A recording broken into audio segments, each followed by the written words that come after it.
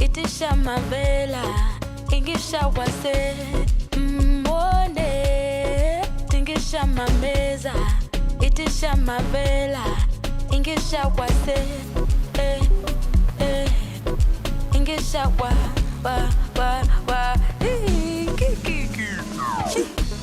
Baddest chick in the room. Flyers, don't mess with her. Baddest chick in the room. Flyers, don't mess with her.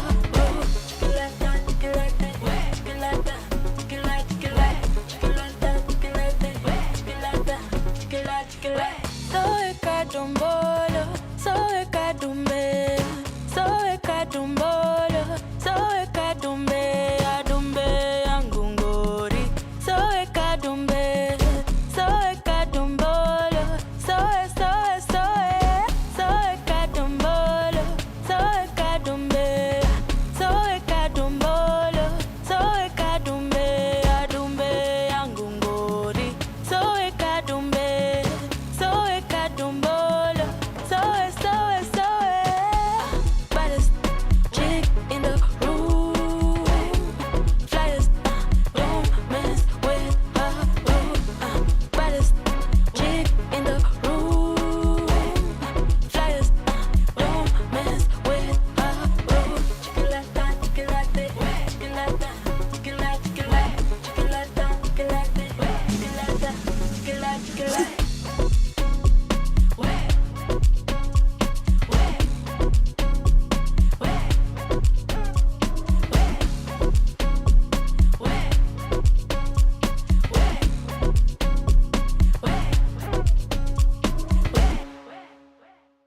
From sunrise to sunset, all day and night. Our radio.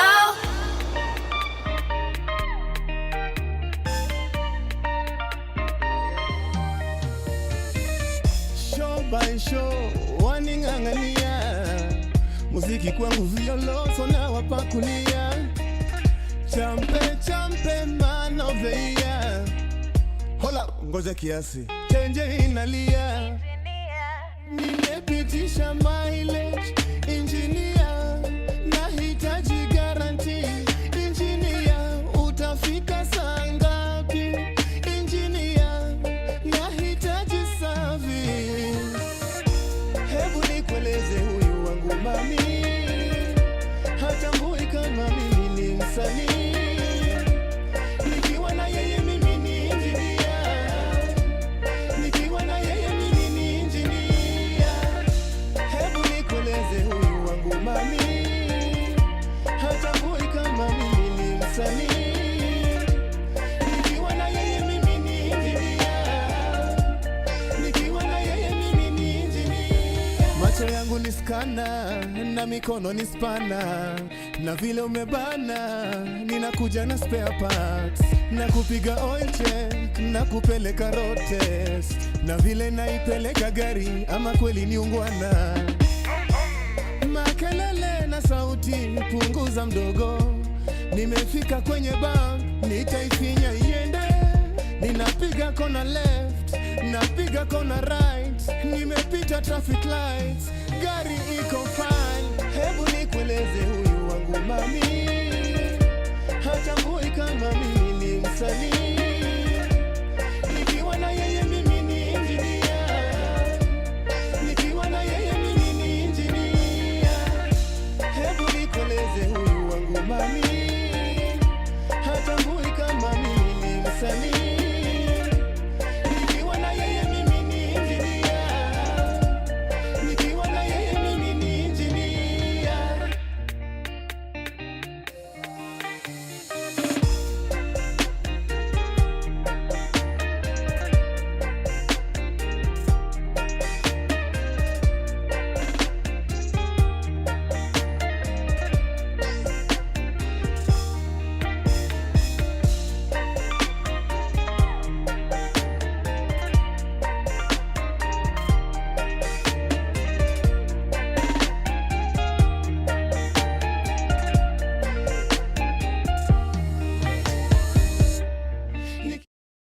From sunrise to sunset, all day and night. Our radio.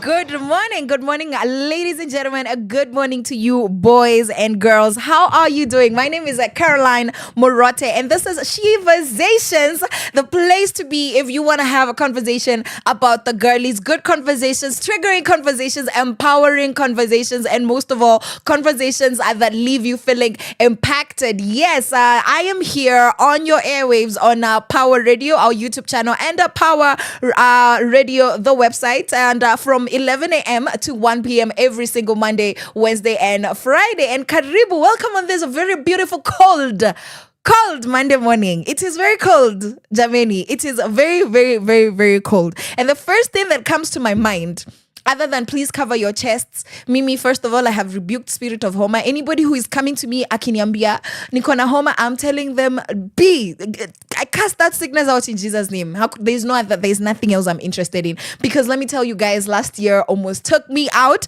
I don't know about you. Ebu mniambie mnakuanga aje when you get the homa. I particularly am not interested in that struggle ever again in my life. Okay? I have too many other problems that need to be dealt with other than infirmity that Jesus dealt with for me on the cross on Calvary 2,000 years ago. So I don't know about you, sijui mnakunywa nini, but guys, give me tips on how to keep warm.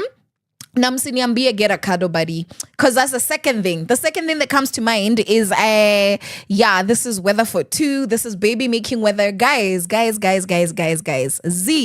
Y'all need to stop it. Y'all need to in advance. I'm telling you in advance to stop it. Juu sahi najua kuna mtu ame inbox yua juu ya venye weather iko na ameshaambiwa come check out. No, rebuke. Tell yourself no. Ukijiona unashika simu ama you want to talk to that person because it's cold, because it does something to your mind, guys. And if you've been there, you already know that no, human beings are adequate heating systems, right? If you've ever shared maybe with siblings ama ulikuwa uko in the streets, you know, you've been sharing beds with people, sharing your kasusu with people. Don't do that, guys. Like do proper commitments and then you can do that, right? So for married people, I'm very happy for you that you're not gonna get to feel the cold like the rest of us are. But while we are on our hustle, on our 9 to 5, please do keep yourself warm. Hot cup of cocoa is my favorite way, right? And sijui kama mlifanyiwa hizo mabuji za kuwekewa hapo to marshmallows at the top, on the top of the coffee, on the top of the cocoa.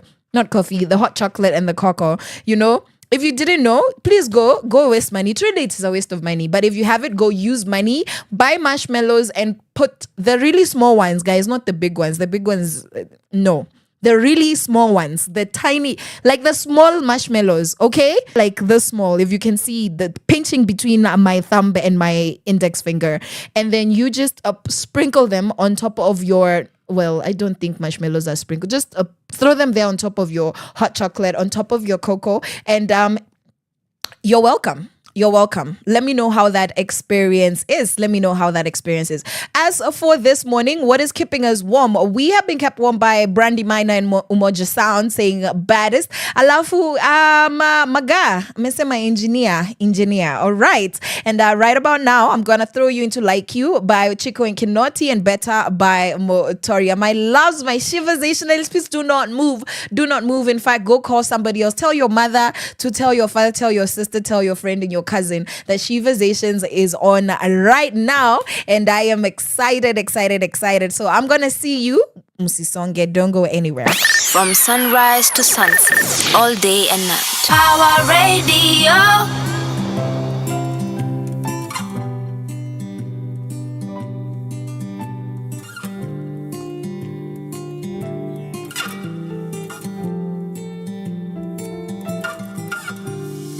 I've been afraid of falling. So many times I found my calling. Nimewaza sana, nimeogopa kukufuata. Nyonge wa mapenzi mie, nawaza zama zile. Natamani siturudie, natamani mvua, najua, natamani sisi kuruka. I wanna feel your tender loving, call me baby when we're fighting. That's what I really want, something that will really last for real, for real. Once so many times I've loved, I found no one like you. I felt no one like you. Once so many times I've loved, I found no one like you. I felt no one like you till I found you.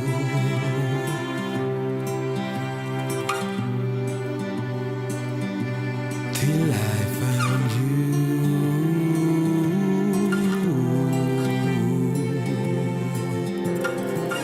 You make me happy, you make me smile. Like you are lie, you make me mushy. So many times I die inside. How can I run from such a feeling? I'd be crazy leaving. You're such a blessing, you give me so much light. A gift that keeps on giving, I can't deny. How can I run from such a feeling? I'd be crazy leaving. Natamani jua na mvua, natamani sisi kuruka. I wanna feel your tender love and call me baby when we're fighting. That's what I really want, something that will really last for real, for real. Once so many times I've loved, I found no one like you. I felt no one like you.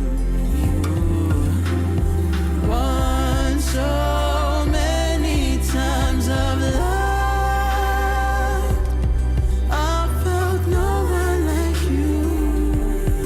I found no one like you till I found you.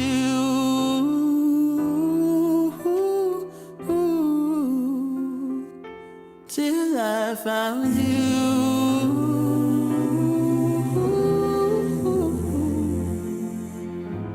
Till I found.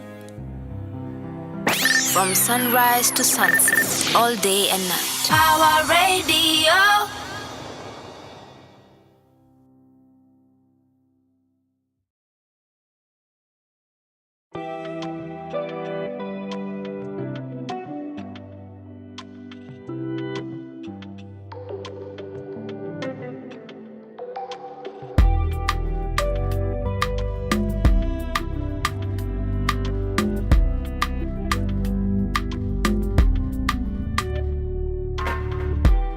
It's been a really long time, tangu nikuvutie.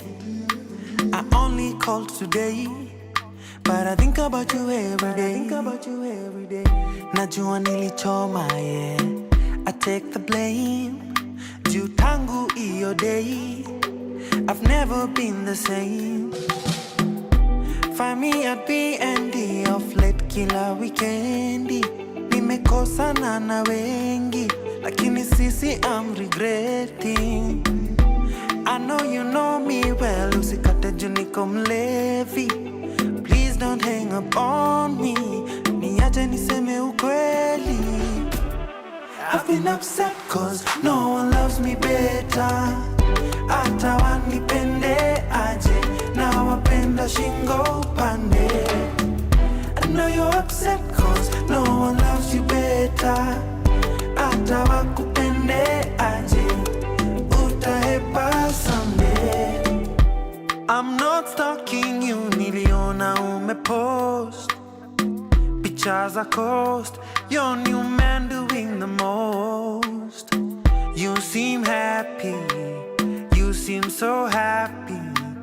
Called to let you know I'm taken, but available for you. Bestie, bestie, we nirudishie phone. Cause you don't understand what the hell is going on. Kilimani reminds me I'm alone. Oh, I need to call her now. She needs to know what's in my heart. Oh, oh. I've been upset cause no one loves me better. Hata wanipende aje, na wapenda shingo pande. I know you're upset cause no one loves you better. Hata wakupende aje, utahepa someday. I've been upset cause no one loves me better. Hata wanipende aje, na wapenda shingo pande.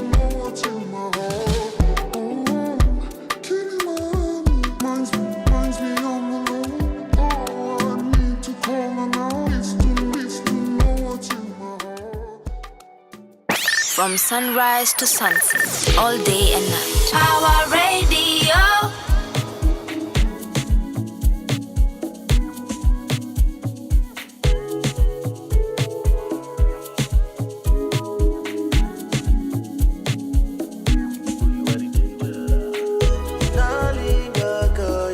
With the force of my heart, baby girl, with the force of my heart, baby girl, arigato. I thank you, girl, for being just you.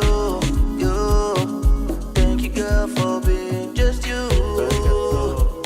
Let's celebrate another day. With you, with you, with you, with you.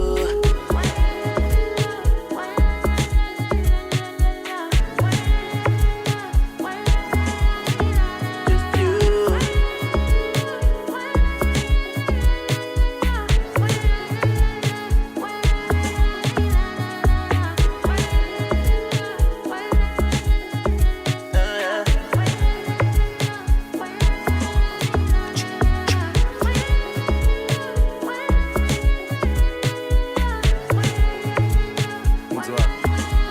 Her soul is a 10, face card, body a 10, smile is a top tier 10, 10 out of 10, I'd wife her again. Damn, arigato. With the force of my heart, baby girl, you know it's true. With the force of my heart, baby girl, arigato. I thank you, girl, for being just you. Thank you, girl, for being just you. Celebrate another day.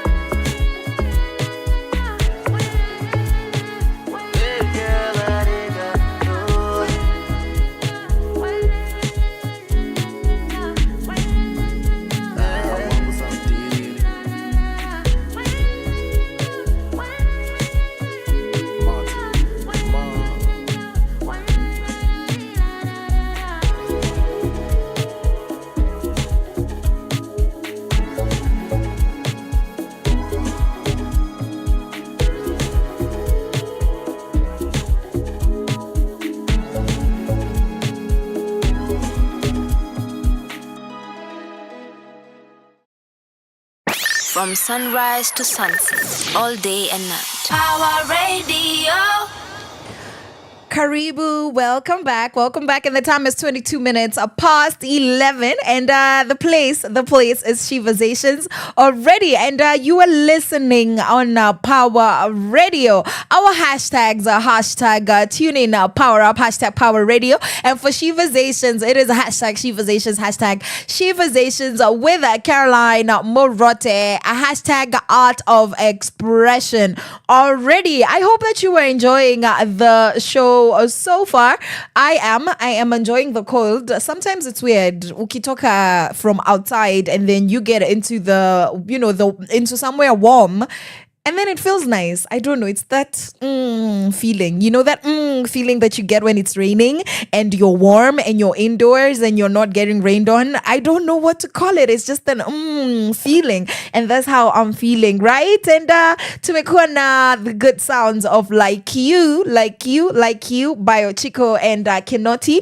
Better by Mr. Motoria. Mr. Motoria, thank you so much. Thank you so much for your beautiful gift. Alafu, right about now, we've had MJ Wamoto Waithaka and Keisha rocking us with Arigato Goi Zamasu. Arigato Goi Zamasu. Something about this Oriental languages is that it almost doesn't sound like you're speaking them. Uspoweka violence, you know? Because imagine if I said arigato goizamasu, it doesn't, like lazima in the movies. I don't know what it is, but it's also just very interesting how different cultures are depicted on the screen in the sense that language comes with a feel. Language comes with a feel. Let me tell you, the first thing when I was exposed, when I went to Xhosa land, yes, that's the ex-Xhosa. I had a ex-Xhosa friend, nalikuwa amesema ati watoto wa the equivalent of group of schools. Yes, they used to call them cheese boys and cheese girls. So kama nyinyi ni cool kid, you guys are Barbies, you're what? Mkona pesa in South Africa. Right about the time when I was there, you're like, yeah, you're a cheese boy. So if you ever hear that reference in the movies, that's a cheese girl, that's a cheese boy, it means that you have money because the cheddar, right, is expensive. So alikuwa anajaribu kunifunza could pronounce Xhosa, the X in the Xhosa, that language there. Yeah. And at that point, I couldn't because it's not something that's in my mother tongue. In Kenya, we barely make sounds like that. In Botswana, the most that you would hear is a for the TL. What else? That's mostly it. In the katleros, the what? Yeah, that's a TL. That's the pronunciation. There's no clicking. But then Xhosa has a click, right? And so he was trying to teach me and he's like, oh, you should just say like ex-Xhosa. So apparently the cheese boy and the cheese girls in South Africa would make jokes. And instead of saying Xhosa, they'll be like, I speak ex-Xhosa as a joke because wazungu, uko wenye wako wanajua kupronounce, walikuwa wamesema ex-Xhosa. Ex-Xhosa, I speak ex-Xhosa, and so they just made it a joke. And he was saying, if it's too hard, I fit into the cheese girl profile, so I might as well just say ex-Xhosa, right? But this is the story. That was the story behind the story. This is what the story actually is. The fact that when I got there, half the time I thought that those people were fighting because all of a sudden voices are loud and it sounds so aggressive. Kante, they're just talking. Kumbe, wanaongea tu, they're just talking. But their language has so much oomph that to somebody with an uncultured ear, you wouldn't know that this is just excitement. So when there's excitement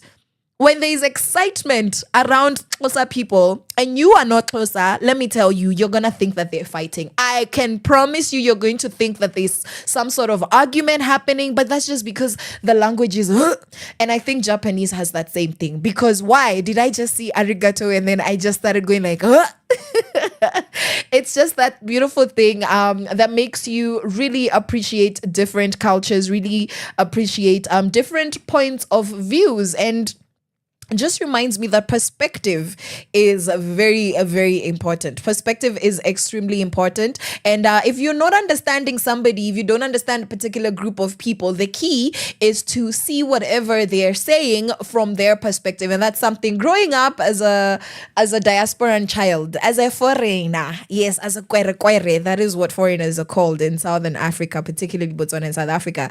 You learn to understand people from their perspective. But by far, being Kenyan, as I am has been the biggest culture shock of all for a girl like me. Do you understand? And perspective is so important in that every time you go around people from a new culture, you must just put yourself in their shoes in order for you not to struggle, right? Because I think I've struggled for a really long time. I'm trying to understand the communication patterns of people, how they express themselves. Wow, that's a huge thing. I think for me, that's the biggest thing, because underneath all of it, we are pretty much more or less the same, right? But how we communicate, a lot of it is determined by culture and what we're exposed to, how communication is instilled in us from a younger age. And if that is really different, you go to a culture where they had a different experience of what communication is like when you're afraid, when you're asking questions, when you're trying to find out something, then you are going to experience, my friends, what I have loved to call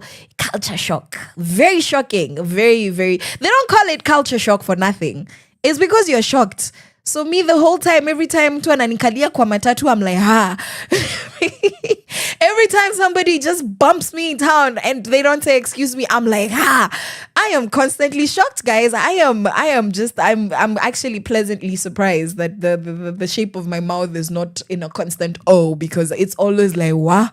What's good? Why would you do that? Perspective. And speaking of perspective, it is time this Monday morning to share an opinion, right? And in my opinion, women do not belong in the army. Yeah. And the crowd goes wild and everybody is raging. What did she just say? No, guys, it's not my opinion. It is time for in my opinion. What are we saying?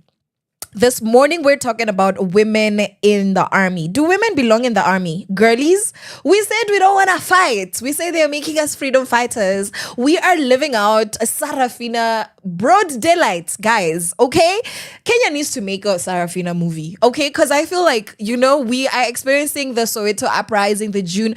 And in case, just for background information, the Sarafina movie depicts what happened June 16, right? The Soweto uprising, where young learners in Johannesburg, Soweto, in the Gauteng province decided, and some other parts of the country as well, decided to protest against their rights, for their rights, to protest against the oppression of them being taught inadequately, being forced to learn in Afrikaans, which is something they didn't understand, which means that they were given substandard. And also generally their education was substandard, right? So we had the Model C education system, which is your good proper education, right? At the time, that's how it was seen. And then you had your Bantu education system. So the Sarafina movie comes from the Soweto uprising, where this is because a lot of people, they're like, wow, that was beautiful. What a nice movie. I cried. No, guys, that actually happened in real life. The dogs, the kids being shot in the streets. And I am of the humble opinion right now, currently, that we must just do a Sarafina movie for Kenya, because this is it. June 2024, June 2025, Sai Saba Saba. This is our Soweto uprising. And ladies, sasa we have become Sarafina. We're just there. Freedom is coming tomorrow. Like, do we belong in the army? Are we fighters? Do we want to fight? So let me hear for the feminists in the house, for the girlies who say that they're just here for the soft life. Let me know what your opinion is at Caroline_Murote on Instagram, at Caroline Murote on Facebook, and at Twitter, that is X, and at Carol Murote, CAROL Murote, MUROTE on TikTok, and at Power Radio across those same platforms. Let me know if you believe that women belong in the army or not. Like, should women be running around? And let me bring to your attention one particular case, right? It's not even a big deal, or rather it's not, something very shocking, but yes, a policewoman, I still don't know her name, right? The stories that I read about her, we saw this last week on June 25. So she was running, she trips, she falls, and then protesters, 100% men, 100% of them. I watched that video. They were all men, because I really don't know, but I doubt that women in the streets would be stoning a police officer woman because we're angry, right? So as much as we are fighting against the oppression, governmental oppression, and rogue policemen and abductions and stop killing us, we're still fighting the patriarchy, because this was quite sad to see, and I do understand the people's anger, me being one of them. I am angry, I'm not happy, I am not impressed, but I do I'm still there, like I don't think that was okay. All right, I don't think, because also it's not what we represent as a people. Eventually other protesters came and assisted her. So she's stripped, and then men came to stone her. Protesters, they are throwing stones, they're beating her up. A couple of them are kicking her, and then others said, yeah, that's not what we're about. You need to stop it. You must just stop it. And they assisted her, and so her face, her bloody face, featured on the newspapers, right? 5 days ago, just 5 days ago. And so the question is it that she's weaker? Is it that she was unfit? Because this lady was packing. And that's another thing. Guys. Because if you are in that soldier's uniform, whichever force, prisons, whatever, because rogue things be happening on our Nairobi streets during Maandamano, during protests, why are you that unfit? Yet you are supposed to be running around? Because this lady could not hold her own. I'm not picking on her because she was a big girl, but it is because of her size that she wasn't able to be as nimble, because she would have gotten up very quickly. She could have gotten up very quickly. But because of her size, I think, there's also that thing of, if you're a lady, because we understand that women are, prone to weight gain, and we like it like that. Do you understand? I appreciate full-figured women. I'm not here for obesity, please. If you're obese, that's fine. If you like yourself, but it's not healthy. We understand that this is not healthy, okay? But what I'm saying is that it's okay for you to be full-figured as long as you're fit. Can you run when you need to run? And what does your profession require? Okay, if you're a medical doctor, right? You don't need to be running up and down. You do need to be fit on your feet, right? Like, you need to be strong and have a healthy stamina, because you're going to be standing up for a really long time. But what you need more than anything is stamina, mental agility, a good memory, good decision making, under pressure you need to it needs to be quick. It needs to be chap. Do you understand? But if you're a soldier, okay, you're in any of the armed forces as a woman and you're full figured, can you run? And if you can't run, should you be there? So there's all of these questions, and that's what I want us to discuss very, very briefly. Now, we have a comment here from Susan, 32 years old, and she's a civil rights advocate. And she says, women have every right to serve, and they've proven that they can do it exceptionally. Here is why I believe that with my whole chest. She said, I put it on my chest. I'm a woman of my word. You can check me. Like, test me. I'm going to stand on my word. That's what Susan says.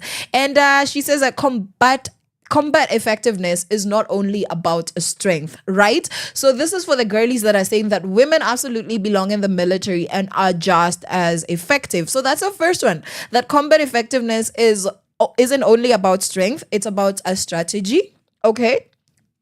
Communication. Mental endurance, which I'm agreeing, and leadership matter, and women excel here. Yes, we do. Women already serve and thrive in the Kenyan military, so we should not use the ladies in the streets, some of them, the ones that we're seeing. We're not going to use them as examples, because what I do know, again, for the armed forces, there is a standard of, what should you look like? What is the level of your fitness? And I think, without trying to bring anybody down, I genuinely think and feel like there is a lot of inconsistencies with the standard of what the armed forces say. If you were to give me that application, if I was to go through the criteria of how fit should I be as an armed force personnel in Kenya, that's not what we're seeing in the streets, okay? That's not what our some of these officers look like. And I do understand that it's different. The army and the officers in the streets, I do get that. The issue is the ones that come out during Maandamano, some of them people actually are in the army, and it's normally shocking, because how did you get in like that? So that also speaks to a lot of inconsistencies with the integrity of the system. Corruption is exactly what I'm trying to say, because you're a fine girl, thick girl, full figured, round, nice girl, But what are you doing? Because you can't run, you don't belong here. In that sense, because it's the same thing for a man. Listen, if you look like a woman who's about to enter the labor ward, sir, I'm sorry, but you're also not fit for service, okay? I am not qualified in anything armed forces except for what the internet and common sense tells me, but I will reserve my opinion that that is not the qualification that we are looking for. Okay, right. And then we've said that Kenyan women already serve and thrive in the Kenyan military. This is true. Some are commanders, yes, intelligence officers and peacekeepers making serious impact. Come on now. I love it. And global evidence backs this up. And then we have good examples like countries in the US, Israel, Rwanda, and the UK, and this particular countries and have integrated women in combat roles with success. So another thing as we are talking about this is to realize that there's different levels of service. Okay, if I am a field officer, then you can ask how fast can I run. But if I am in the army as a medical personnel, you should ask how quickly can I tie a bandage. But when the enemy comes, they're not gonna ask, when you're for the desk, you're for the desk. You're for the hospital. We're not going to kill you people. We're going to kill the ones who are running it. No, guys, everybody needs to get up and run, okay? So I need us to just keep all of those things in mind as we go through all of this different opinions. We have mixed gender units that have been shown to be more adaptable and collaborative, where women do bring emotional intelligence that improves a unit of cohesion. Because, okay, I'm going to go out there and just be messy. A man... So there's this drone and there's this village. You know how they show us in the movies. Let's be cliche. Also, art imitates life. So those movies, are they just fiction? No, it actually happens. So you have this drone pilot and he has to make a decision because the target is inside, yet there's 20,000 innocent civilians who are not the target, but they know that the target... it's inside. Uko, the terrorist, is inside.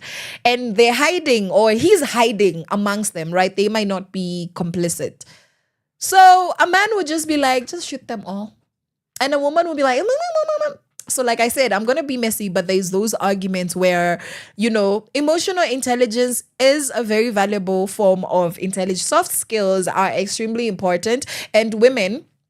scientifically, because we like to stick to the facts, right, have been proven to often display very high levels of emotional intelligence in comparison to men. So I am not saying that men are not emotionally intelligent. No, sirs. You sensitive, empathetic, vulnerable men, we see you and we appreciate you. But what are we saying? We are saying that women are winning. Like, women truly be winning. Are there women who charms? They're charming, they're barbecue, they're ruining things, they're just like the worst example? Absolutely, 100%. But generally, the girlies be having the smarts and the heart for the matter. Okay, that's what we're saying. Kenyan women are already fighting different wars and raising children in tough conditions, right? Surviving abuse, tell me about that. Leading households. And why are we not formalizing our strength? So why would we not belong in the... So she just said that Kenyan women are already soldiers in their everyday lives. You might as well give us a uniform, because Sarafina, it's about that time. It's about that time. Tumechoka. I'm waiting for my soft girl era. Ladies, please, my Sheversations, let me know how you're feeling. Let me know how everything is. And then saying women don't belong in the army is gender bias, okay? Plain and simple. So if that's you, ushambiwa. And it's the same logic that has kept women from voting when that was a thing, and from learning.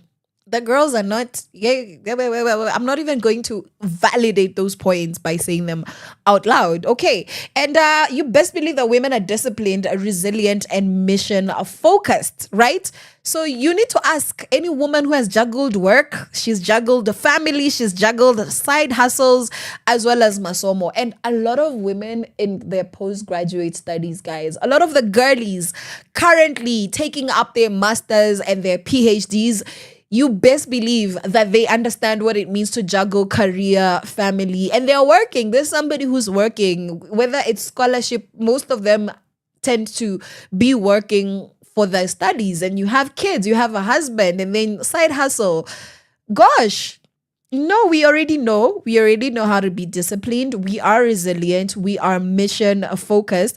And guys, representation matters. We need to see ourselves. We need to see ourselves in these spaces. And girls growing up in Kenya need to see female military heroes, not just male ones, because then what are we to do with the Wangari Maathais? What are we to do with the Meka, what was her name? That one, Meka Tilili. Yeah, the name just disappeared.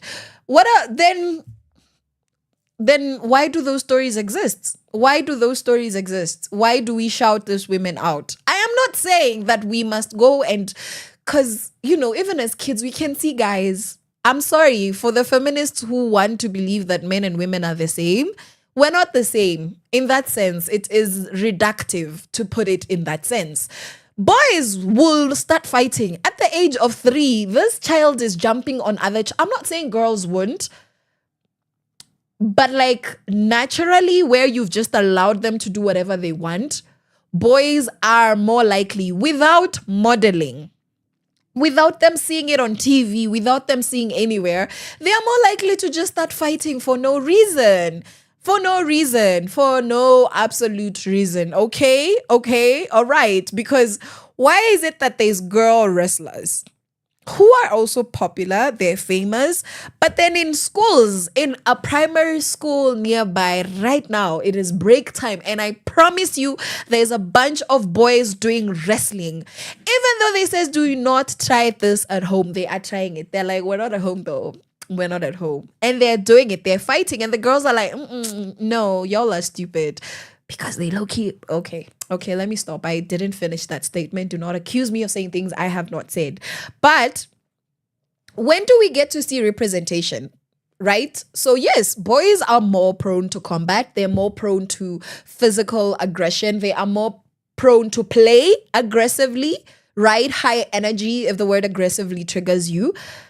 Lakini, when do we actually get to see women who actually also care about these things? So it's not the majority of girls, but can those ones that want to fight be able to fight? That's all I'm saying. We are no longer in the era of brute force only warfare.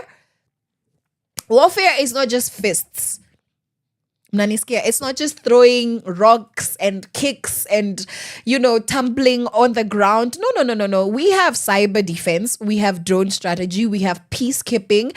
And the women can very nicely fit in these roles. And best believe if a girl wants to knock you out, can we please give her the right to do so? Because I love to see it. I love to see a man knocked out by a woman in a fair and just fight. In a fair, like, I'm not just saying fight for no reason, okay? Because we know in society, most of us are not as strong as our male compatriots, okay? And women have been protecting nations in other ways daily. We have already mentioned so many ways in this conversation already. So give us the uniform, give us the tools, give us the honor. And honestly, to limit a woman's potential because of her gender is to limit a nation's strength. We belong and we are already doing the work. Okay, so that's just the breakdown of Susan's opinion. And just the general advocacy for women do belong in the army. And right after this break, we're going to see those who say women do not belong in the army. Like, why? What is the reason? So let's just jump into this real quick, and I'm going to come back and chat with you about that. From sunrise to sunset, all day and night. Our radio.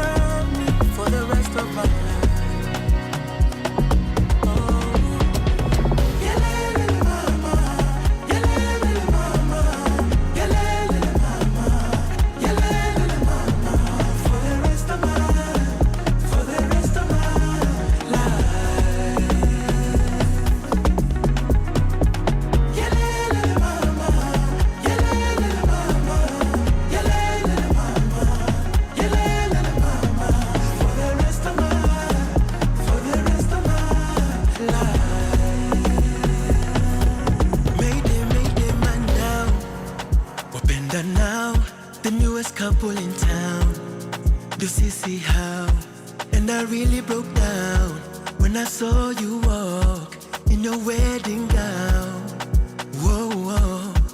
Kabla kujuana, tulitongozana, ikaingiana, tukashindwa kuachana.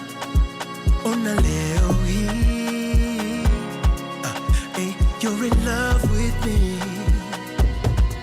Kabla kujuana, tulitongozana, iliingiana, tuliomba sana. Ona leo hii, hey, we are meant to be for the rest of my life, for the rest of my life. I feel so lucky, Unami, for the rest of my life, for the rest of my life, for the rest of my life. I feel so happy, Unami, for the rest of my life. Oh, hey,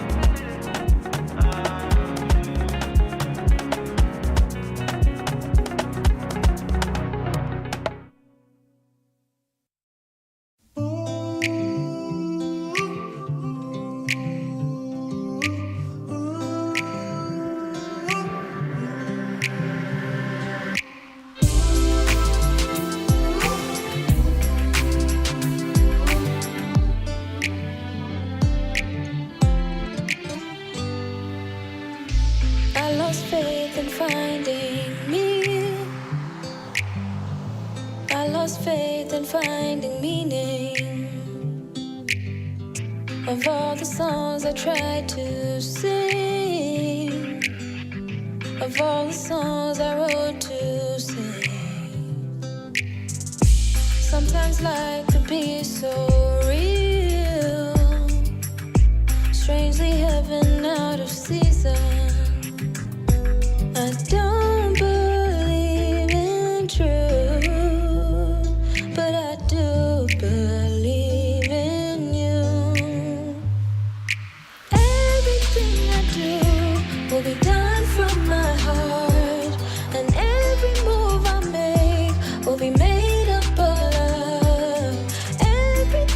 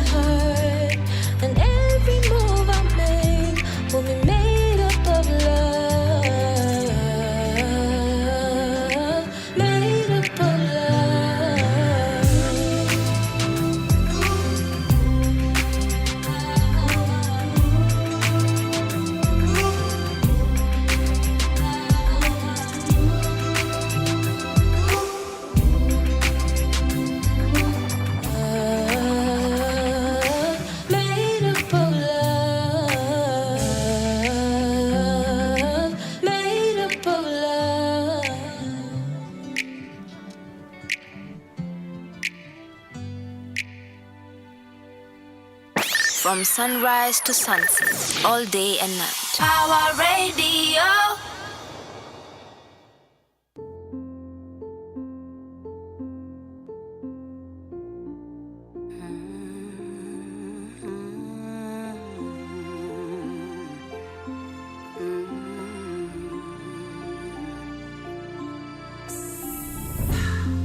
If I could turn back the hands of time, relieve every moment I spent with you, I'd still want you here. So tell me now, what happened to forever? What happened to the days? Oh, you said you'd leave me never. Now I'm in a daze. Why'd you have to go? Why'd you have to leave me now? Had so much to say. We had so much to do. Where and you went? Tabasamu langu. Where and you went? Ngome yangu. Where and you went? Rafiki yangu. Where and you went? Where and you went?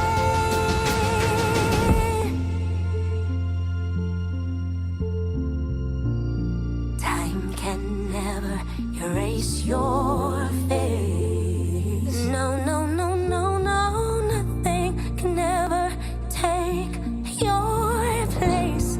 You are the fire deep inside of me. You are the strength that I need to succeed. You are the voice that speaks to me. Yeah. Asante kwa uzuri wako. Asante kwa mafundisho yako.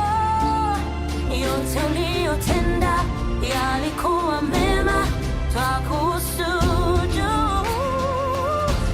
Wewe ndiwe tabasamu langu. Wewe ndiwe ngome yangu. Wewe ndiwe rafiki yangu. Wewe ndiwe, wewe ndiwe.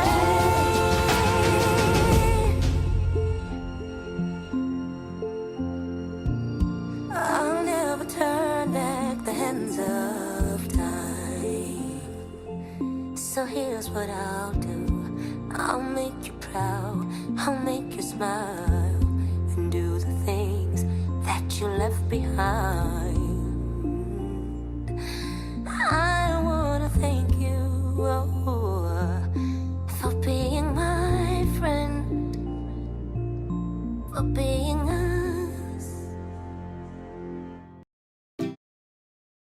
From sunrise to sunset, all day and night. Power Radio. Welcome back to Sheversations. So with myself, Caroline Murote, and the time is it is 2 minutes, guys, to 1:30 the day. My favorite time of every single day is 12 noon. I don't know what it is, guys. I don't know if it is because I was really given space to express what my favorite number is, what my favorite color is, favorite place in the world, and genuinely, I went to the kind of schools where unaulizwa na mna discuss, oh, I want to go to this place. So it was a thing for you to romanticize what you really like about everything. So I have a favorite number. 2 is my favorite number. And 6 is my other favorite number. So it's funny because 12 is like, ikona 2 hapo, and then it's like 6 marambili. Like, are you understanding what I'm saying? I know it might not be making sense, but is it making sense?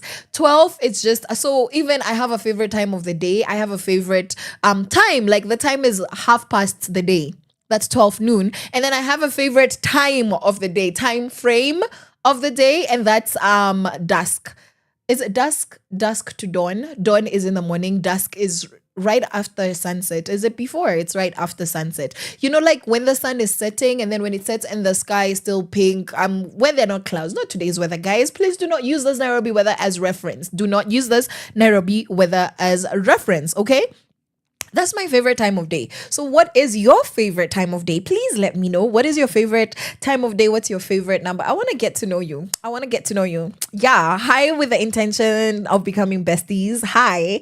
How are you? But yes, tunaiza kuapa tuna hayana for a long time. But what we actually want to do after appreciating Tabasamu Langu, that was Joanne. That was Joanne Matata singing her heart out with Saint P and J Blessing. Right before that, we had our babes that are made up of love. That's Mutari and Zenia Manase, and Rest of My Love by Watenda Wheelie. Okay, what we want to talk about, like truly, like is why must women not be in the army, right? We've said why women should be in the army. We said that women do belong in the army, and eat that, feel how you feel, and scary by Oko, right? And now we are talking about why would women potentially not belong in the army. See how I am with the skepticism. I'm just there with my eye like this. And this was one of the highly contested debates that we had every single year of my university life, guys. I have been to university in 2 different countries because moja, I was a dropout. The second one, we tried. Nata sijawai endea degree yangu, so is a problem.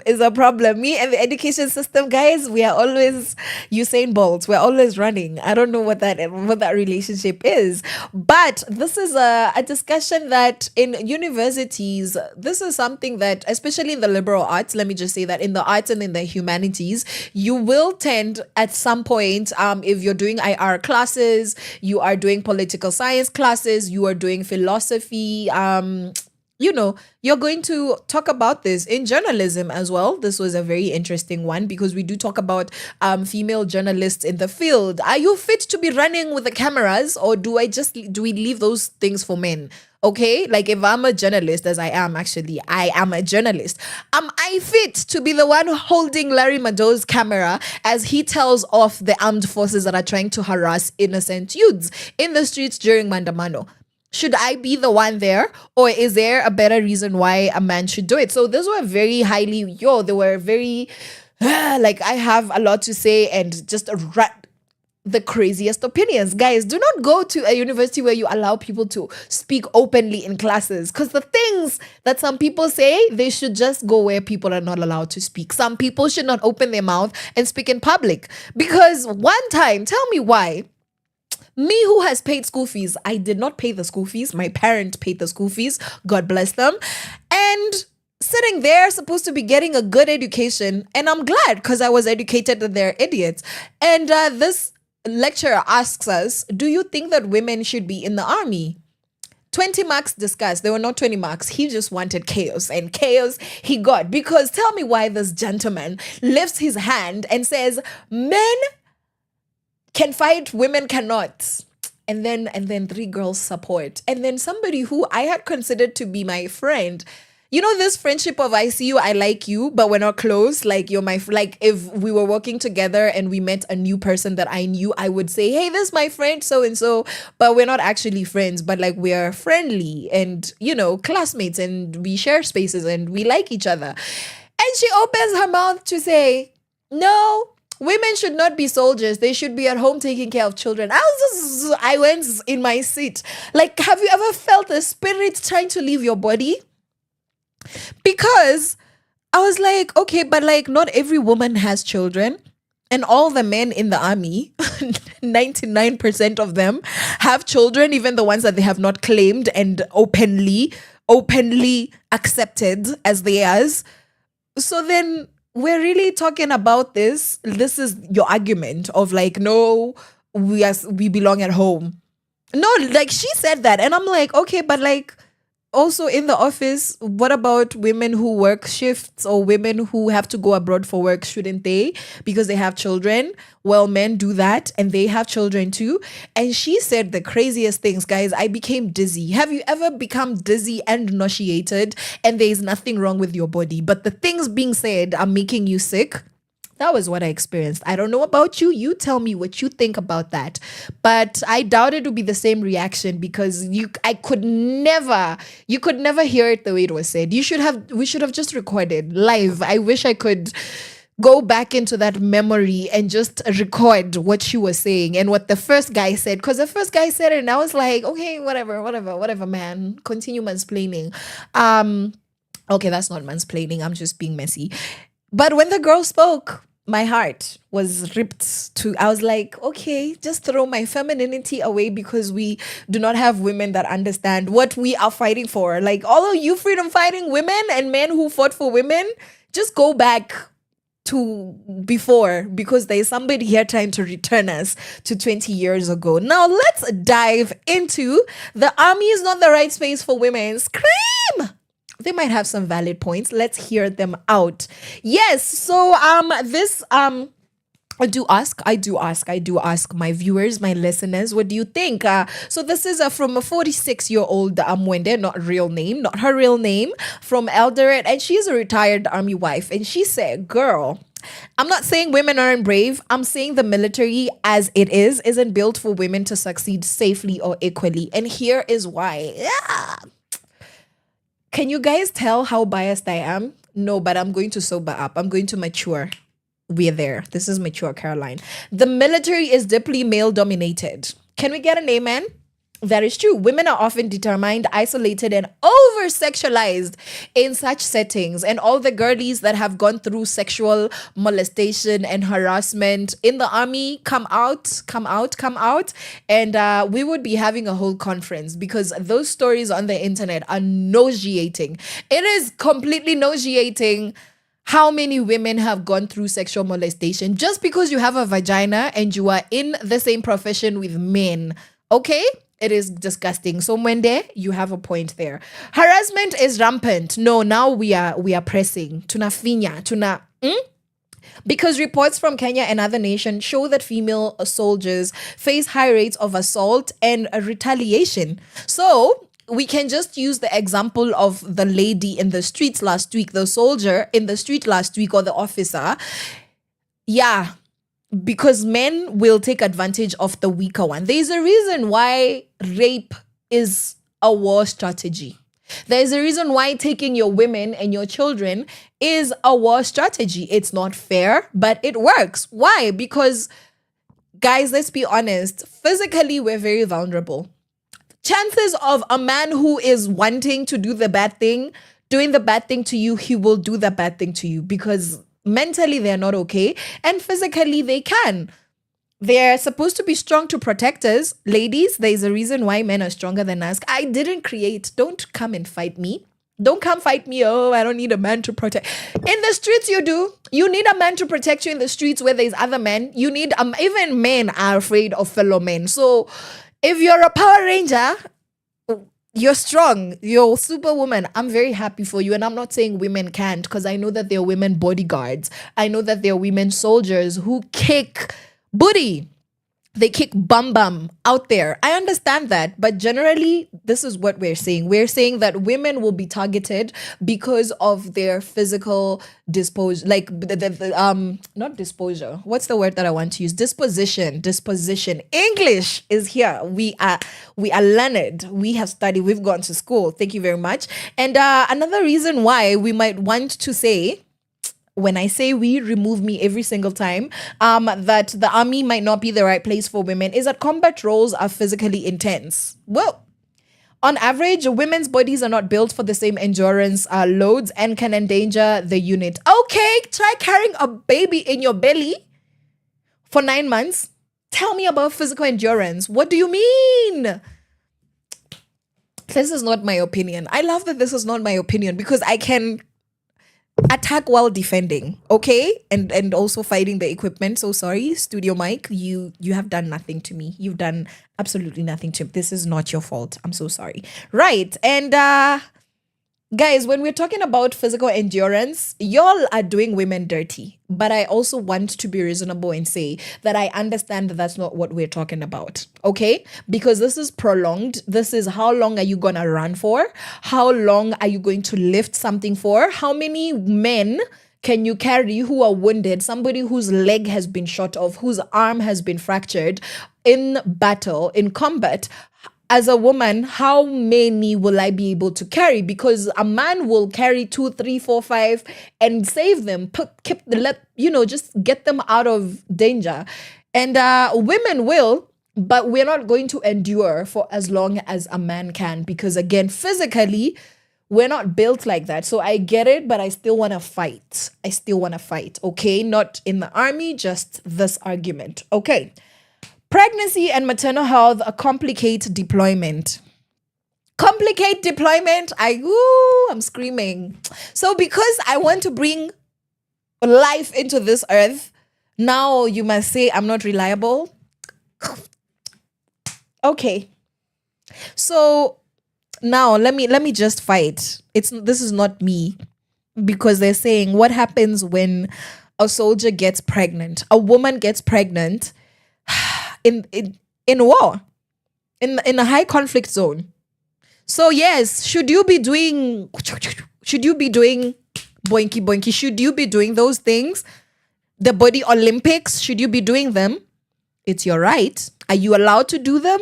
Well, who knows? I don't know what the rules on physical intimate combat are, because at this point we're fighting. If you're a soldier, I'm a soldier, and we're doing it, we're fighting in love. We're fighting for love. We're gonna, let's just move on. Yeah, so now this woman is pregnant. Now we're running. Now they're chasing us. Okay? The guns, everything. What happens? I'm going to leave you with that, because I also don't know, but I'm very uncomfortable. I am so uncomfortable with the world needs to set up systems where all of this, because you understand that you have women soldiers. So make space for baby soldiers. Make space for them.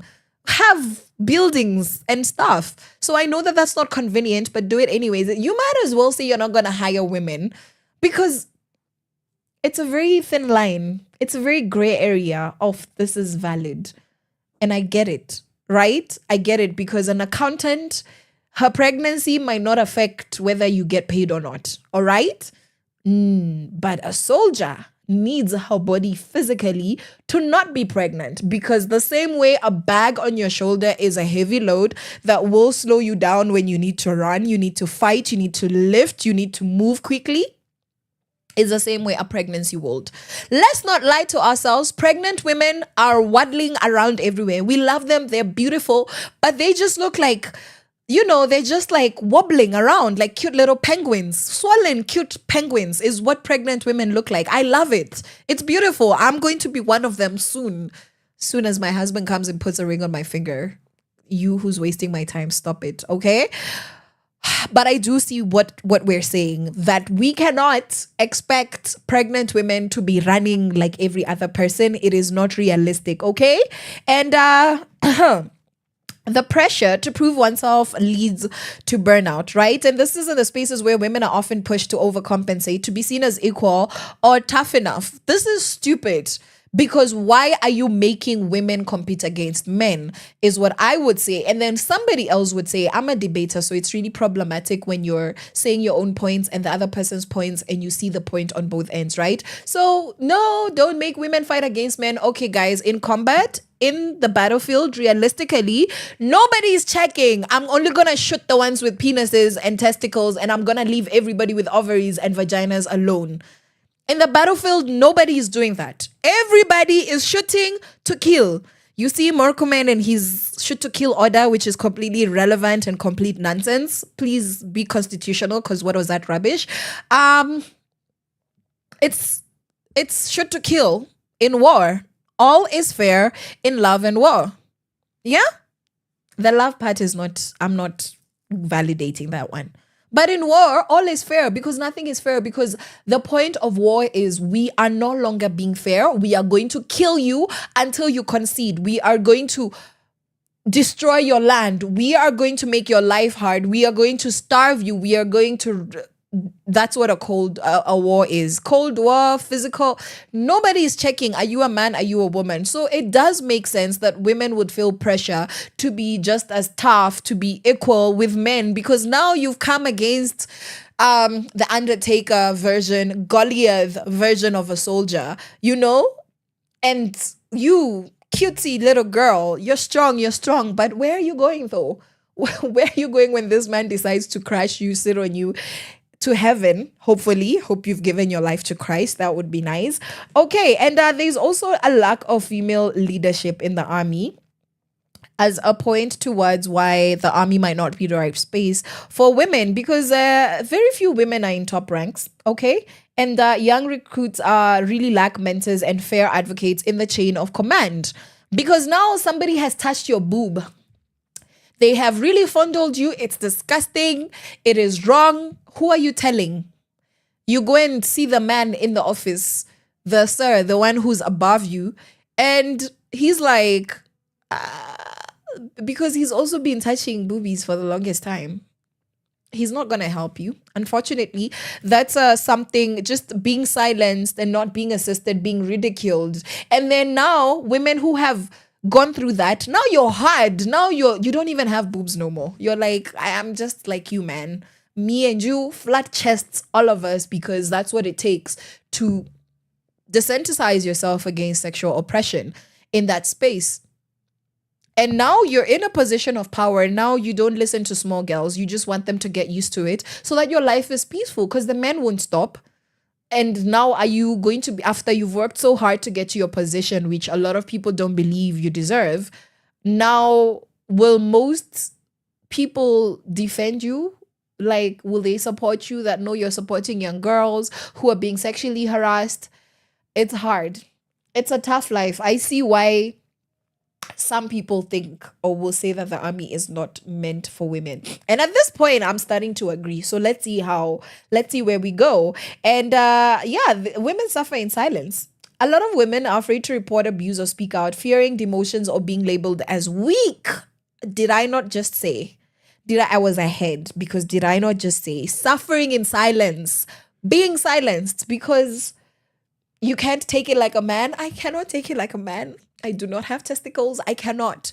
Me personally, if you ask me, I will take it like a woman. Please don't touch my boobs. Don't touch my hips, my bum, my back. Don't do anything that I do not consent you to do to me. If you're my platoon mate, my battalion mate, my infant, whoever you are, kindly, I don't want to take anything like a man. See me as weak in that sense. I am very, very much weak.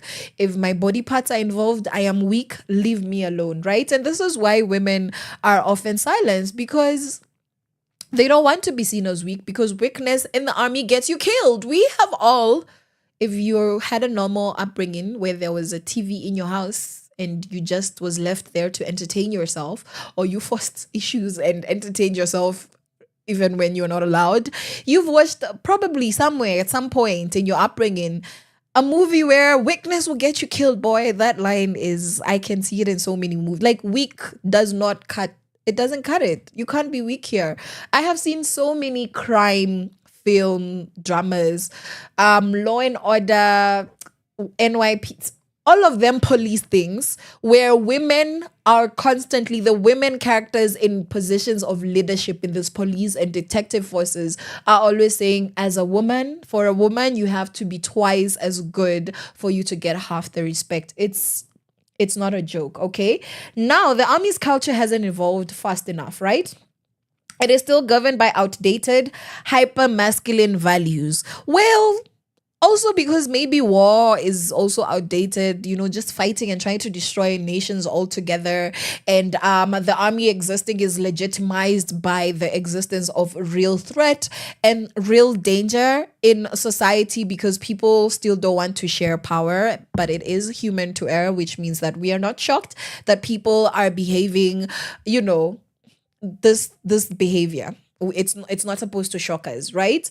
But it's very sad, because now we've society backwards when it comes to combat and conflict, in the sense that, why are women still being raped in the name of war in the DRC, in Rwanda, in Burundi, silently? All of this media blackouts, we be knowing still. That's the reality of it. So you find that the methods are still just as outdated, and there are better ways to serve, honestly. Women can join civilian disaster response teams. I can work for the United Nations, for the Red Cross. I don't need to be in the battlefield fighting. Oh my gosh, leave that to the man. And they can join the National Youth Service. Look cute, slay, but don't actually hit me. Or the police. But the police be fighting though. Have you seen those traffic cops? With their nice fingernails. They just like, that's what they do. It's very cute. And I love how full figured they are. You can do that. Live your best life. You don't need to go die in the army. Let's not sound insensitive. But these are honest examples of ways to serve if you want to serve and do things for your country in spaces that don't have the same level of danger as the army. Okay? And this is what Mwende says. I salute every woman who joins, but the military needs to do serious work to become a safe space before we encourage more of our daughters to walk in blindly. Please don't walk in blindly. Walk with your eyes open. See the men there. See the ones that will potentially touch your tushy. The ones that, sad to say, will potentially rape you. The ones who will refuse to hear that you've been raped because they probably just don't want drama, or they also have raped somebody before, and so on and so forth. Okay, so as a woman, if you want to fight, you must know that they fight dirty. Okay, so just be ready, kuchafuka, be ready for the potential of abuse. Okay, but if this is a conviction and this is something that you are called for, by all means, go do it. And that's what I believe. I believe that if you want to have 7 babies and be a soldier, do that. They need to make space for you, not the other way around. If you want to be a slay queen and be a soldier, you need to figure out your schedule. Might be rough, to do your nails and your hair in the middle of a battlefield, but you do that. And I'm not being sarcastic. I am being very honest. I just have the worst way of expressing it. And I am saying that women do belong in the army, just that the board is not fair. The odds truly are against you, okay? Because best believe, if I am the one on the opposing end and I'm trying to kill people for my country, for the people, I'm a patriot, I'm my country people, I don't even know what I'm fighting for, but I'm in this uniform and I'm supposed to be fighting and those are my orders. If I see a man or I'm gonna go for the woman, me, personally, because at the end of the day, the goal is to win, is it not? So that's what we're doing. That is what we're doing. So let me know what you're thinking, okay? Let me know what we're thinking. And then now we have people who are like, hey, we're not sure. Maybe not. And then so we have a 29-year-old Leah, who's a law student from Mombasa, saying, yes, women belong, but we can't ignore that the system isn't ready. We need both inclusion and reform. Don't just recruit women, protect them. I like that. Promote them, hear them, train them. Only then can their presence translate to real impact, okay? Don't make women joining the army become another protest struggle against oppression, against abuse, against erasure of what the representation of women in the army is meant to stand for, okay? That's what we're saying. That is what we're saying, okay? And inclusion without protection is a setup. So we are diving into what Leah is saying really quick, that we celebrate women in uniform, but we barely talk about how they're treated behind the barrack gates. They look very nice in those uniforms, but it's rough, right? Recruitment must come with reform. Women joining the army should trigger policies to prevent abuse, harassment, and inequality. And they shouldn't just be there to fill a quota. 20 women, done! You will get them Jerimu next year. That's the ghetto. We need women in leadership, not just on the ground, okay? And women should be part of policy making, command decisions, and military justice systems, okay? All right. And medical and maternity needs must be prioritized. Did I not say? Women shouldn't have to choose between their career and will I procreate, okay? It is completely unfair for you to put women in that position. They shouldn't. They shouldn't have to risk their health in silence because I am pregnant and I'm in the army. If that man is producing sperm and dropping them in somebody's vagina and continuing in his life, the army needs to come up with mechanisms to cater to women who want to fight and represent their country in this particular way. and also still reserve the right to have a bun in the oven. Okay. And we must have gender specific mental health care, because military trauma is the ghetto. It affects women differently, especially in hypermasculine and hostile spaces, because we're not going to pretend we're the same. Okay. We just want opportunities for us to perform as adequately as we can in this same spaces, but create the spaces that women belong in. Because we do belong in these spaces. That's why we're reforming. That's why we're changing them. Because previously women were not seen as people that can fight or offer value in any armed force. And now we are saying, make space, make it cute, make it nice, make it pink, maybe do that. All right. We need our physical training to be equitable and not identical. Yes, because a physical trainer who is training a woman needs to understand the female physique in comparison to the male physique.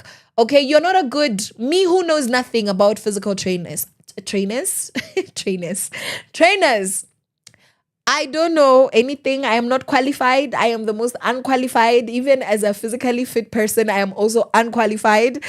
And I need you to know that even though that is the case, I still know enough to know that if you don't know that the women's glutes need different exercises than the man's glutes, and the biceps must be different from what women are doing, otherwise I'll look like Schwarzenegger on Barbie's legs, then do you get where we're going with this? All right. Yes, we don't need identical training. We need it to be equitable. Equity means preparing women well, not punishing them for their biological differences. Train me to enter the hole. If I cannot climb because I lack upper arm strength, but I am small in body, train me to be the one to fit in the holes that those big men that will easily climb and scale up those walls cannot enter.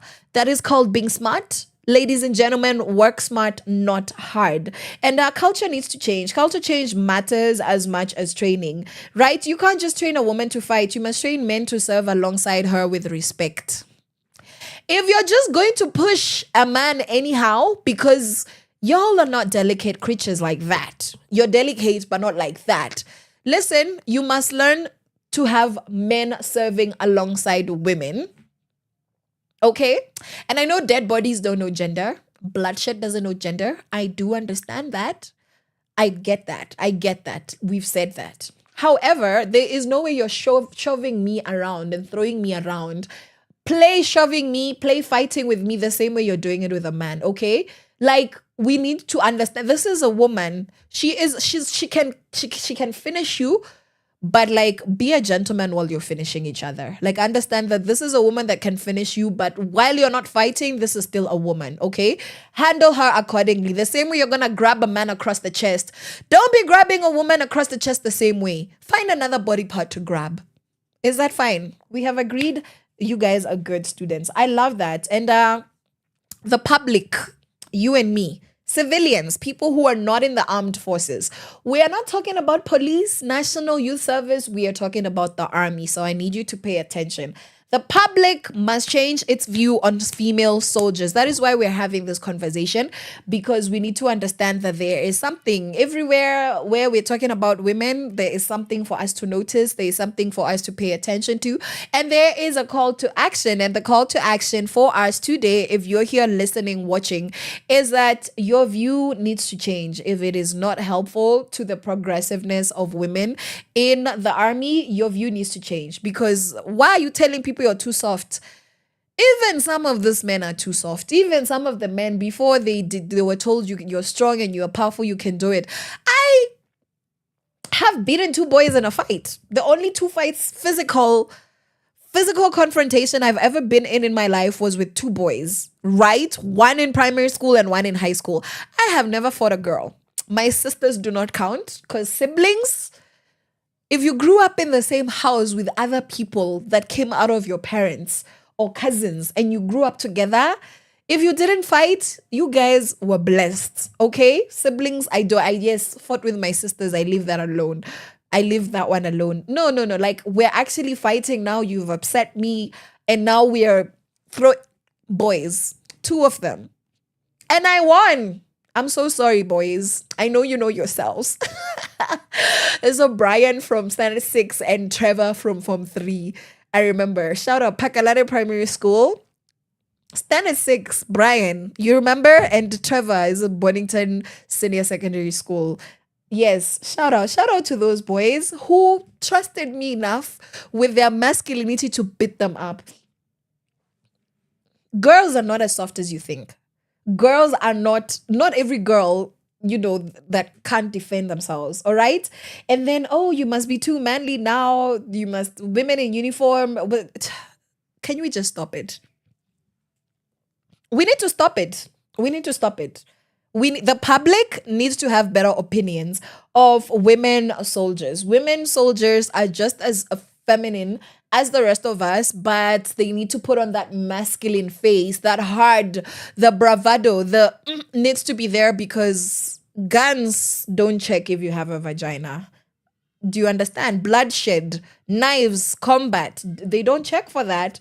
And we need to have discipline. Yeah, discipline must apply to those who harass, right? It's not enough to discipline women for minor mistakes if female officers are protected after serious misconduct. If you're going to protect men, protect women. If men are going to rape women, okay, women must not rape men, but you get where I'm going with this. Right, that's done.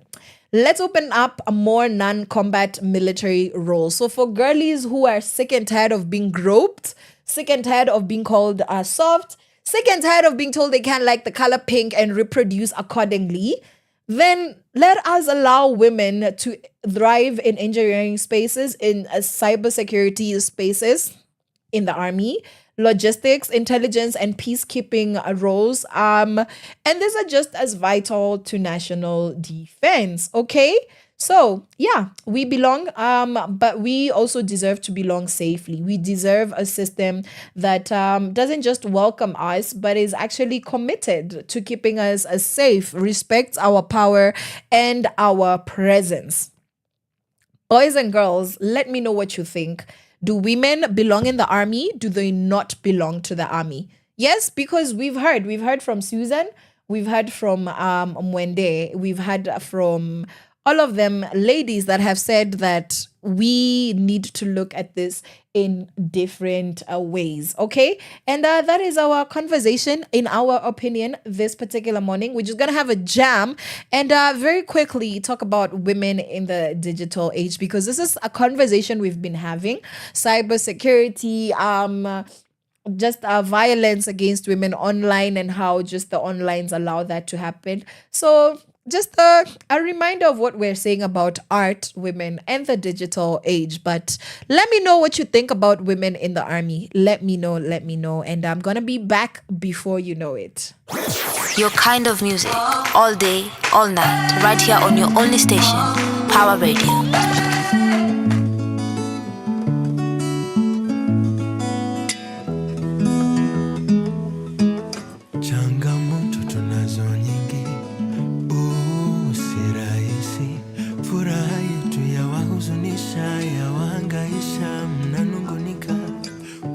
Tunakosa gani kupenda tangu lini kawa dhambi, na yetu si haramu ni halali?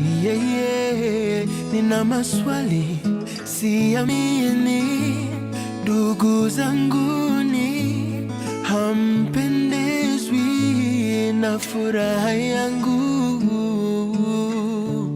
Mnachopenda ni fununu nyinyi, mbona mnanikemea nikimbusu mimi? Mnieleze shida yenu nini? Haiwahusu nani? Mina mpenzi wangu tutafika mbali, liwe liwalo siya tusimami. Mkipanga njama na sisi tutapangua, juu haiwahusu. Mpenzi, maneno yao haiwezi tuweka chini, wakija na silaha tutapambana nao. Siendi popote, misita kuacha kamwe. Ni mimi na wewe, penzi haiwahusu.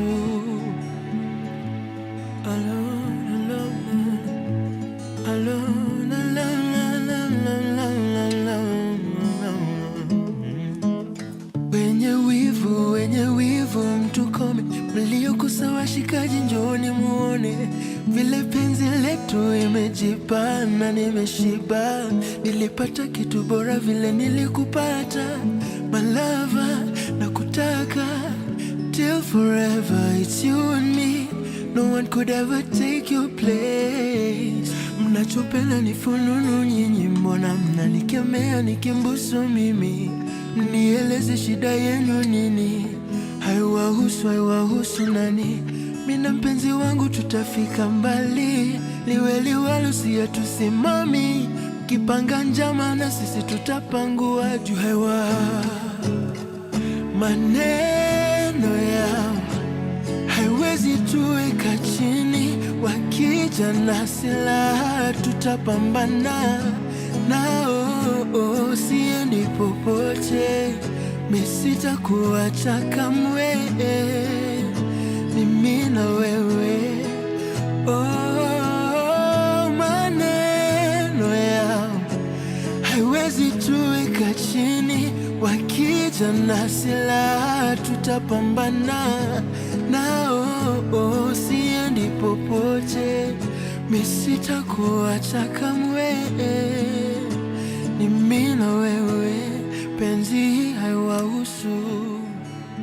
haiwahusu. Ni mimi na wewe, ni mimi na wewe tu. Ni mimi na wewe tu mpenzi.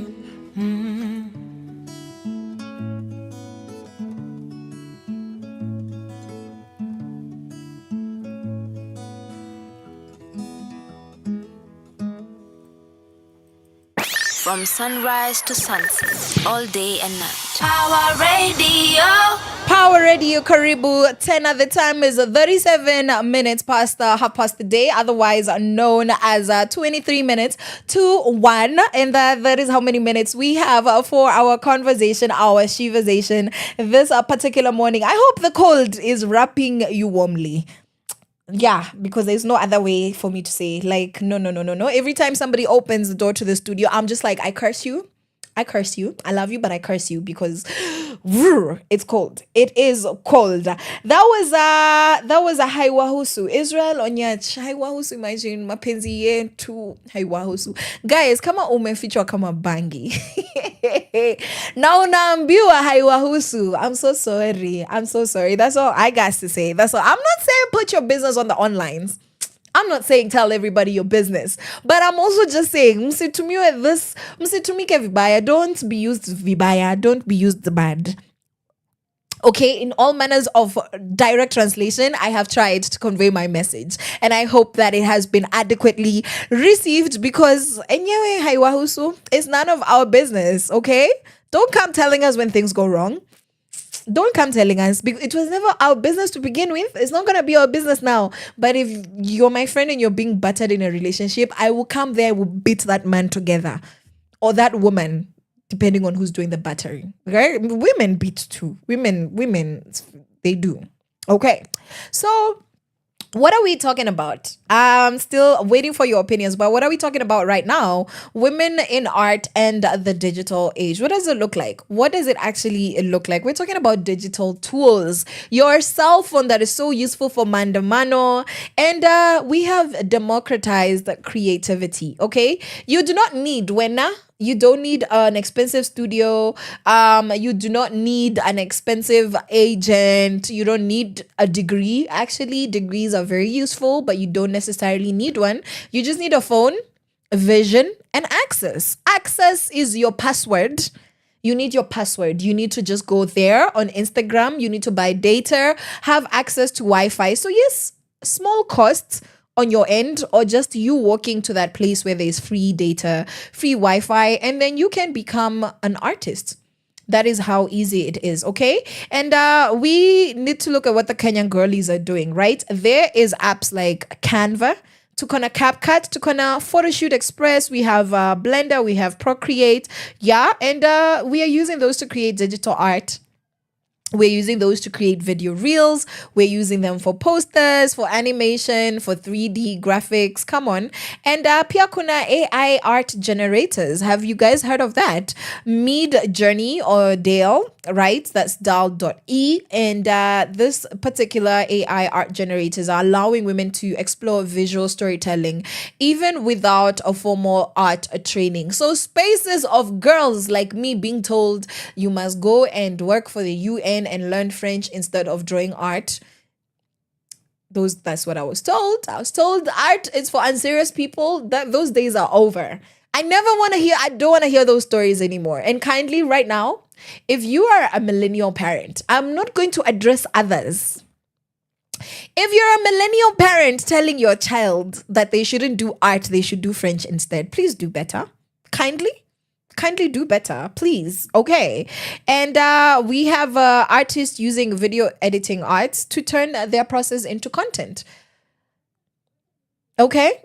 Behind the scenes videos, that's content, girlies. So we are looking into what the girlies can do with that. And you need to use that as marketing as well as education. Your actual content becomes two things, 3 birds killed with 1 stone. So I am shooting my video to talk about female advocacy in the 21st century with the context being specifically Kenyan. And I am giving it from a radio journalist perspective. I'm giving it as a student of media, as a content consumer, as an observer, as a citizen journalist, and as a qualified journalist. But I am going to shoot a behind the scenes video of how I'll edit this video, right? Those are 2 videos.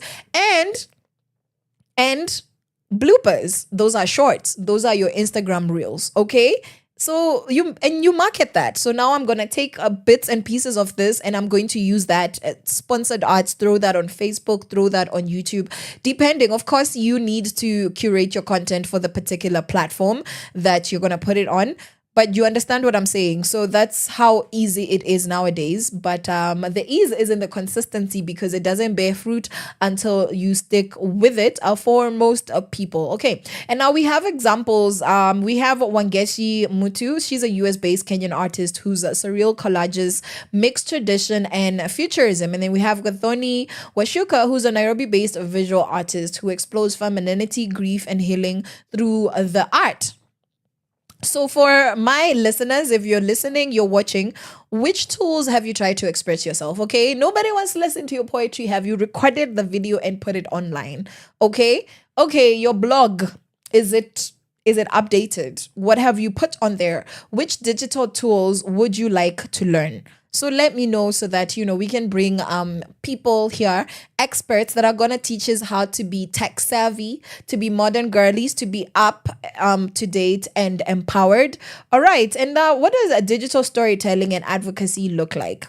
It looks like art not just being pretty, but also having an impactful message. It looks like art being powerful. It looks like art being used to build movements as well as keeping memories alive. So how do we see this in our society? Illustrations, motion graphics, social media visuals, they're being used to advocate against gender-based violence, against mental health stigma, and against body shaming and so many different things. That's how you ladies and gents can go about your social media space and be intentional to empower yourself. And for example, the movement #StopFemicide owes part of its virality to powerful posters. Yes, a lot of infographics and tribute artwork that circulated on X, that's Twitter, and Instagram. A lot of it trended because there was a lot of artwork, a lot of just digital tools being used, a lot of poetry, a lot of women doing think pieces, and that in itself is a form of art. And honestly, art speaks when word fails. Nobody's listening to you. Just make the art and they're going to ask you, what did you want to say in this piece? That's what happens. Yeah. Especially if you're a poet. I think poetry has been one of the most underappreciated, spoken word poetry has been one of the most underappreciated arts in our country. Yet it's, something that a lot of young people are doing.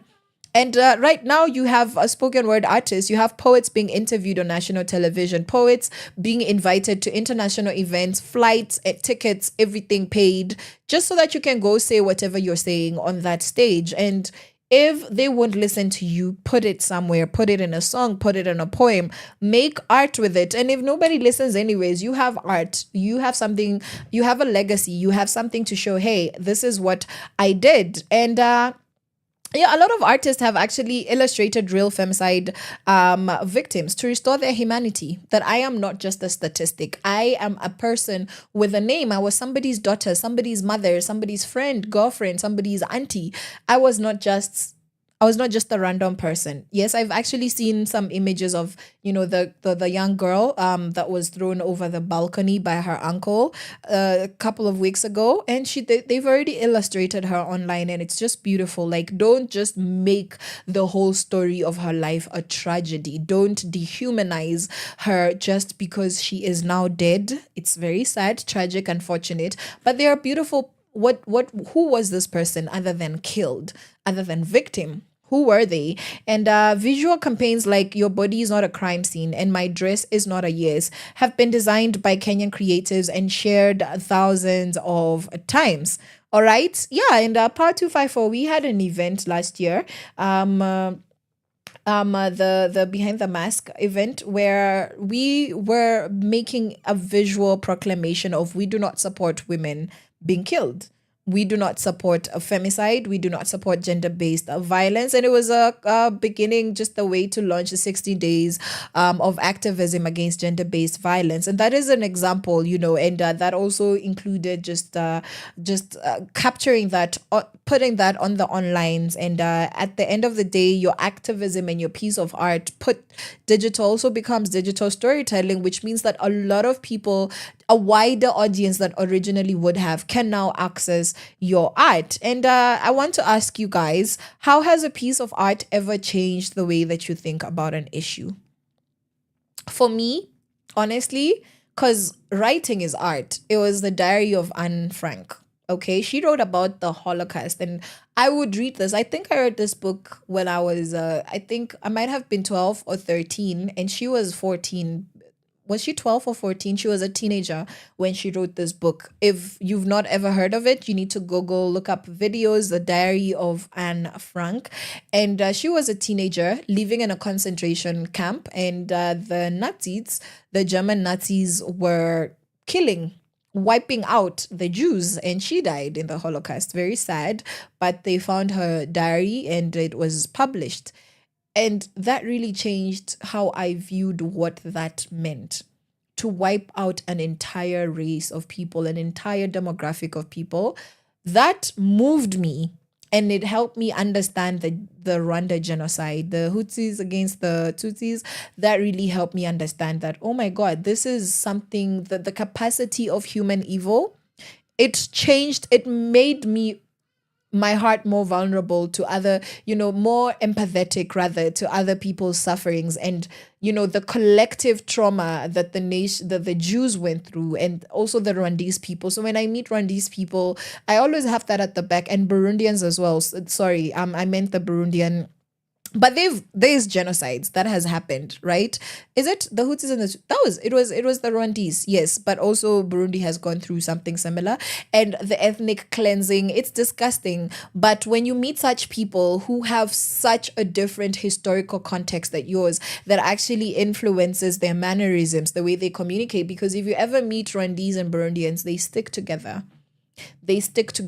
You would think they don't like you, but there is a cultural context that dictates that they would be like that, right? It informs how they are as a people. And if you want to understand them, it will be important for you to know their history. How they talk about their leaders is really determined by the things that they have experienced and sometimes still experience in their countries. And that's how the diary of Anne Frank, or Anne Frank's diary, really moved me and helped me understand a genocide as a concept as a young child. And I think now I am more willing to learn about what's going on, like now the Israeli-Pakistani situation, just to understand then how does that impact those people. And when I meet somebody from that country, what happens, or what do people from such a context need, even if it's not happening to them today?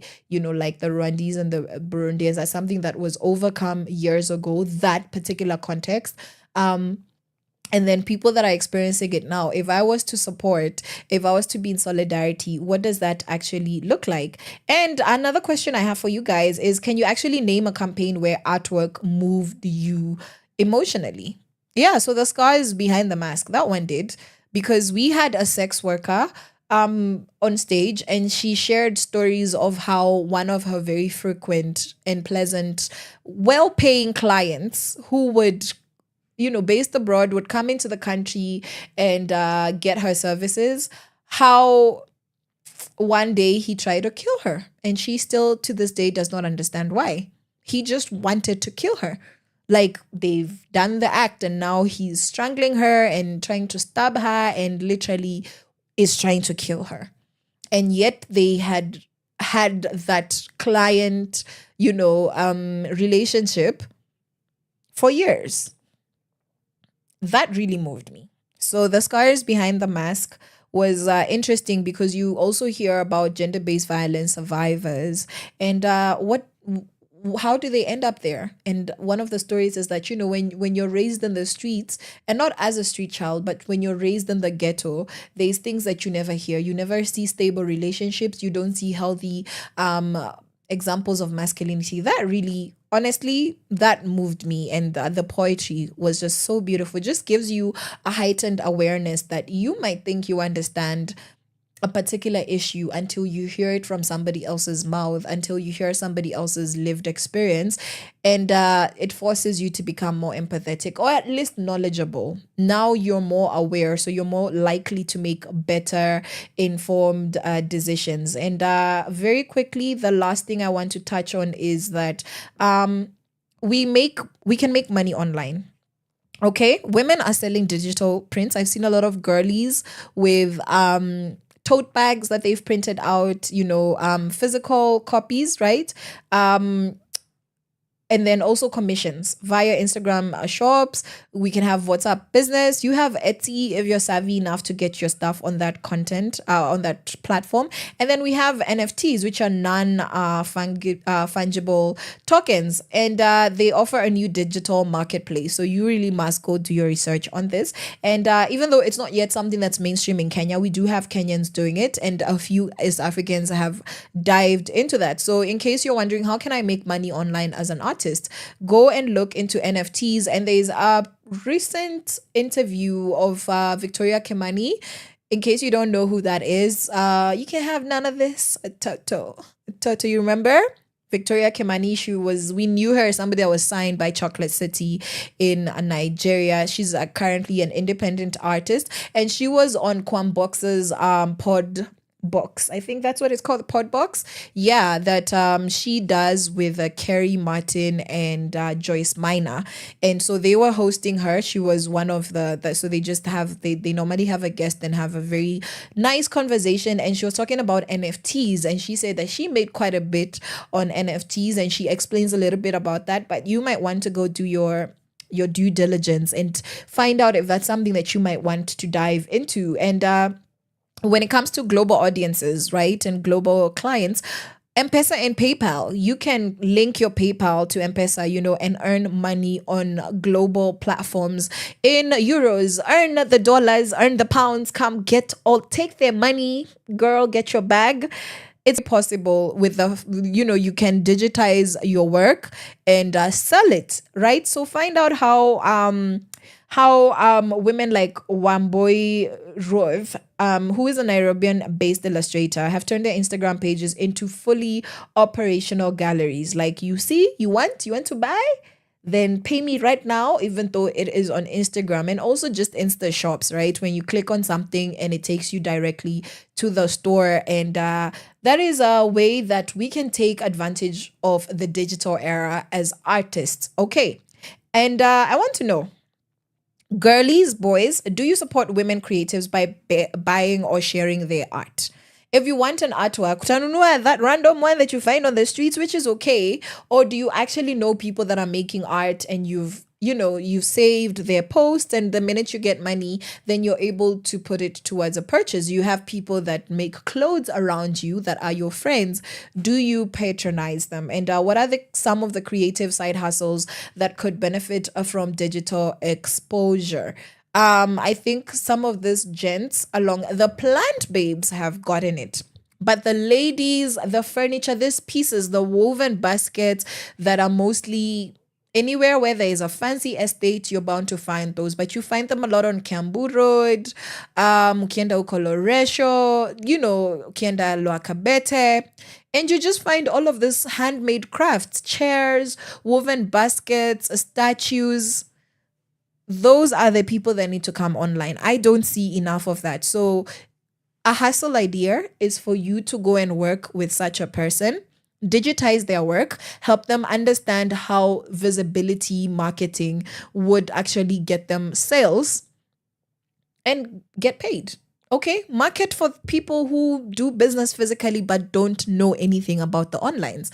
That's how you could get paid. You could become a digital marketer, also educating people on how to become tech savvy. A lot of our older peoples, or just people who are not, from Nairobi generally, who might not have worked online for a long time, or having a cell phone, a smartphone for a long time, might not be on the social media platforms, or might not know how to use them for their business. So that's something that you can do. So let me know how you're feeling about this conversation today. Let me know if anything I have said today has rubbed you off the wrong way, or just made you feel warm and fuzzy inside. I want all of your opinions. I will take them all.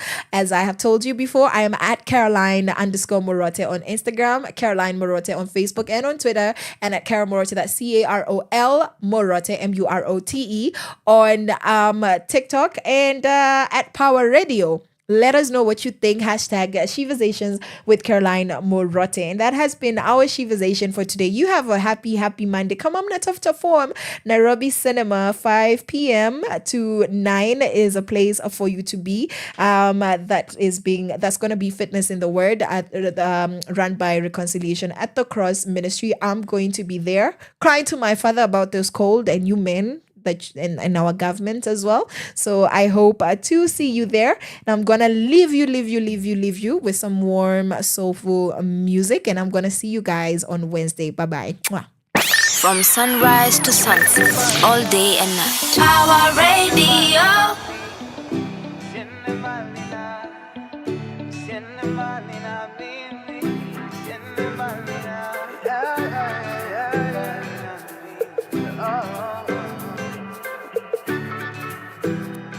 You can run, but you can never get to fight. And really walk a hook window happy from my heart, and you can start a new beginning. But let me tell you, utampata kama mimi nana. Na unagogi na madaha, nikisema unanimada. Every time I hold your hand, you tell me, baby, watcha, yeah, you wrote on my skin and on my heart. I'm trying to forget you, I don't know where to start now. And you can break down bridges and try to keep us apart.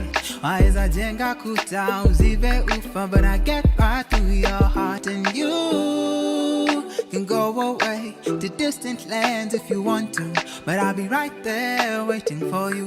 Useme I do. Useme mbali na mimi, wewe jua na kungoja, usiku mchana na kuwaza, kama nyanda huyanza. Useme mbali na mimi, 'cause the way that you make me feel inside, hatimaye ukishoka, wewe jua na kungoja.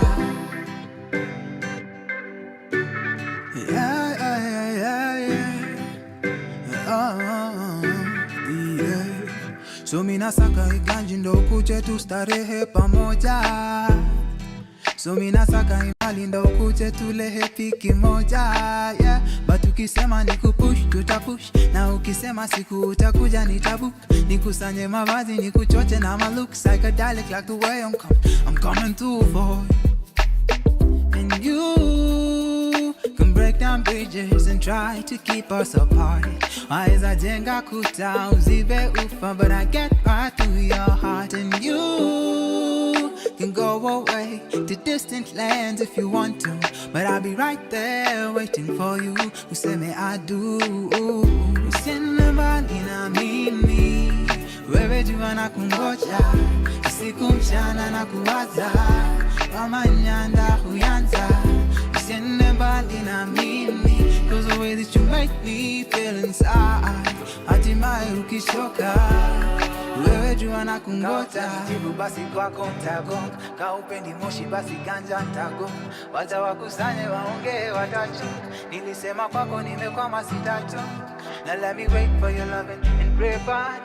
Jiggle up your body, make me wait upon it. Now let me wait for your loving and pray upon it. Jiggle up your body, make a grown man sing, yeah. Usiende mbali na mimi, wewe jua na kungoja, usiku mchana na kuwaza, kama nyanda huyanza, usiende mbali na mimi, cause the way that you make me feel inside, hatimaye ukishoka, wewe jua na kungoja.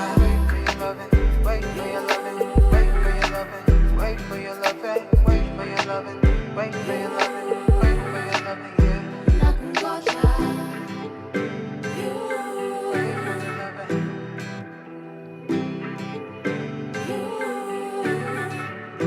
na kungoja. From sunrise to sunset, all day and night. Power Radio.